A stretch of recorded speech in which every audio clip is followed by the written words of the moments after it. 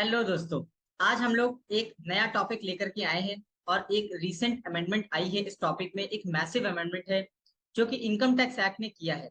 अगर हम बात करें कि टैक्स ऑडिट रिपोर्ट के बारे में for the trust, charitable institutions या कोई हॉस्पिटल या कोई एजुकेशनल इंस्टीट्यूशन या कोई चैरिटेबल ऑर्गेनाइजेशन, इनके लिए टैक्स ऑडिट का कौन सा फॉर्म नोटिफाई किया गया है। ये फॉर्म के नंबर तो पहले भी वैसे ही थे और अभी भी वैसे ही हैं, लेकिन अगर हम बात करें कि इस एरिया में यानी कि चैरिटेबल ऑर्गेनाइजेशन या ट्रस्ट या एजुकेशनल इंस्टीट्यूशन के जो एरिया में अगर हम इनकम टैक्स एक्ट की बात करें तो यहाँ पर बहुत भयंकर तरह से चेंजेस आए हैं लास्ट 3 इयर्स में।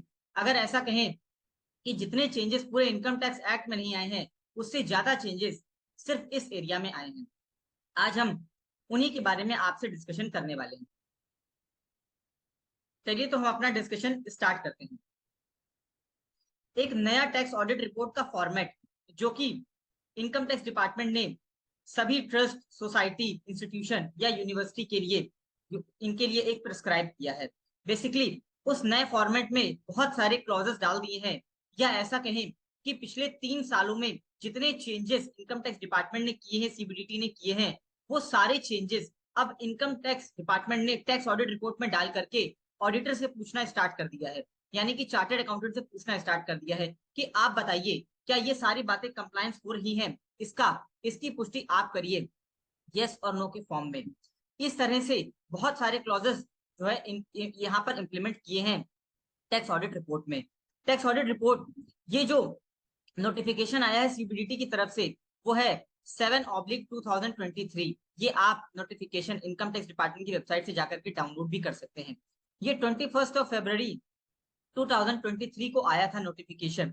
आज हम इसी के बारे में चर्चा करने जा रहे हैं आपसे। चलिए, सबसे पहले अपनी डिस्कशन को स्टार्ट करने से पहले आपको ये बता दें कि टैक्स ऑडिट हमें कब करवाना होता है चैरिटेबल ऑर्गेनाइजेशन का या किसी ट्रस्ट का। हमें टैक्स ऑडिट तब कराना होता है जब ग्रॉस रिसीट पूरे साल की 2.5 लाख से ज्यादा की होती है। अब ये जो ग्रॉस रिसीट है, ये पूरी किसी भी एग्जेम्पशन को ना लेने से पहले, सॉरी, किसी भी एग्जेम्पशन को लेने से पहले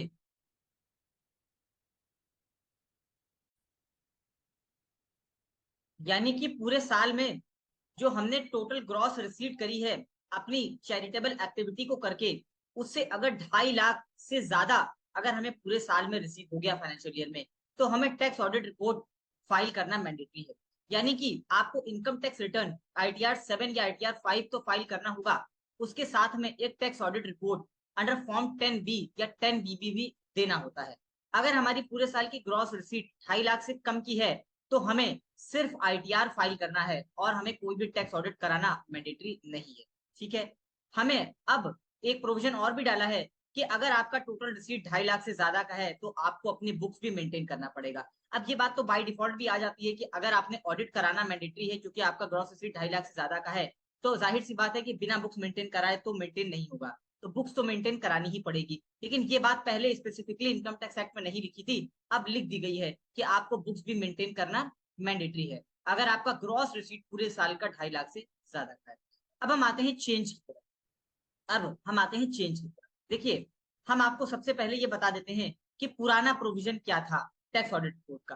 पुराना प्रोविजन ये था कि अगर आपने कोई एग्जेम्पशन अंडर सेक्शन 11, कोई आपके पास एग्जेम्पशन सर्टिफिकेट है जो कि इनकम टैक्स डिपार्टमेंट इशू करता है आपकी ट्रस्ट को कि आपकी ट्रस्ट पर कोई भी टैक्स नहीं लगाया जाएगा, वो एग्जेम्पशन अगर सेक्शन 11 या सेक्शन 12 की होती थी तो हमें फॉर्म 10B भरना होता था। इस तरह से इनकम टैक्स पोर्टल पर आता था फाइल नाउ का ऑप्शन, और यहाँ पर हम अपनी एग्जेम्पशन को क्लेम कर लेते थे।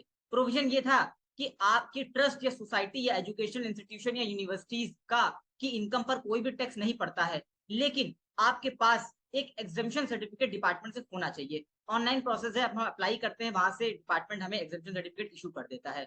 वो सर्टिफिकेट अगर हमारे पास अंडर सेक्शन 11 या 12 है तो हमें फॉर्म 10B भरना होता था। ये फॉर्म 10B चार्टर्ड अकाउंटेंट ही साइन करके देता था।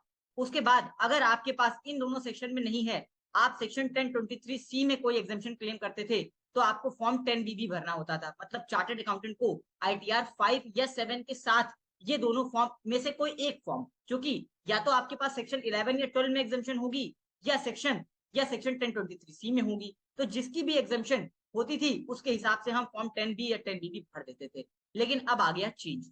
अब इन्होंने जो फॉर्म 10B और 10BB डिस्क्राइब किया वो not on the basis of section exemption section but on the basis of threshold limit. मतलब कि चाहे आपके पास एग्जाम्पशन सेक्शन 11 की हो या सेक्शन 12 की हो या 1023C की हो, ये नया प्रोविजन है इनकम टैक्स एक्ट का, आपको फॉर्म 10B ही भरना है। लेकिन आपकी जो टोटल ग्रॉस रिसीट है पूरे साल की वो 5 करोड़ से ज्यादा है, 5 करोड़ से ज्यादा है, 5 CR से ज्यादा है, तो आपके ऊपर फॉर्म 10B लगेगा। अगर 5 CR से कम है तो फॉर्म 10BB लगेगा। यानी कि अब कंक्लूजन ये निकला कि पहले तो ये होता था सेक्शन 11 और 12 वाले 10B भरते थे और 1023C वाले 10BB भरते थे। लेकिन अब इसको चेंज कर दिया। अब ये कहा कि हम ये सेक्शन के हिसाब से कोई बाइफरकेशन नहीं करेंगे 10B और 10BB का, बल्कि थ्रेशोल्ड के हिसाब से बाइफरकेशन करेंगे। अगर आप 5 करोड़ से ज्यादा के ग्रॉस रिसीट करते हैं तो आप 10B भरिए और 5 करोड़ से कम करते हैं तो 10BB भरिए। एक चीज और भी लगाई, अगर आपके पास कोई फॉरेन कंट्रीब्यूशन आ गया 1 रुपए भी, या आपने अपनी इनकम अप्लाई करी आउटसाइड द इंडिया, मतलब उस चैरिटेबल ऑर्गेनाइजेशन की कोई बिल्डिंग बना दी आउटसाइड द इंडिया, या कोई आउटसाइड इंडिया आपने कोई उस पैसे को अप्लाई किया जो पैसा आपको इंडिया में मिला, या आपको फॉरेन से कंट्रीब्यूशन मिला, मतलब फॉरेन से अगर कोई भी लेन देन हो गया तो आपको फॉर्म 10B ही भरना है। इसमें कोई थ्रेशोल्ड की लिमिट नहीं है, आपको 10B ही भरना मैंडेटरी है।